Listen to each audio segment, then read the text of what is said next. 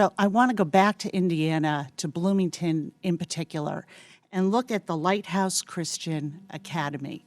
The Lighthouse Christian Academy currently receives over $665,000 in state vouchers for students to attend their school.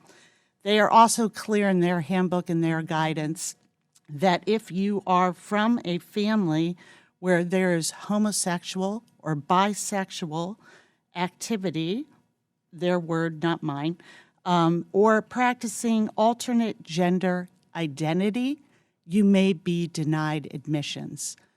If this school, which obviously is approved to discriminate against LGBT students in Indiana, if Indiana applies for this federal funding, will you stand up that this school be open to all students?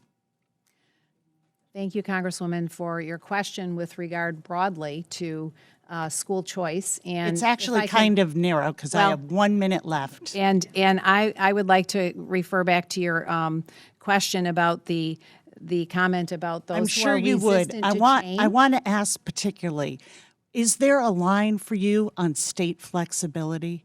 You are the backstop for students in their right to access a quality education.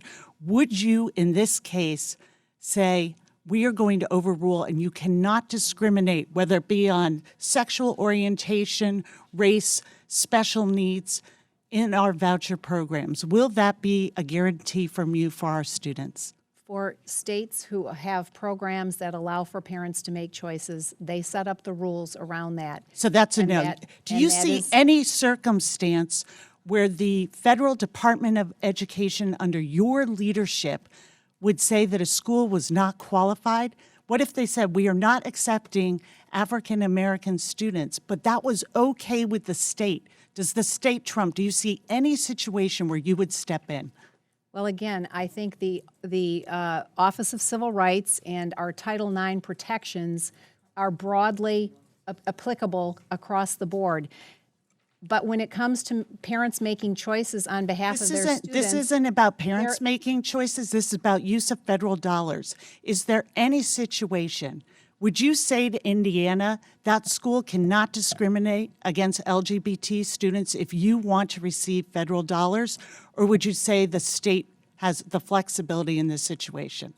I believe states yes or no? continue to have flexibility in putting together their programs. Just so if I understand your testimony, I want to make sure I get this right. There's no situation of discrimination or exclusion that if a state approved it for its voucher program, that you would step in and say, that's not how we're going to use our federal dollars. There's no situation if the state approved it that you would put the state flexibility over our students.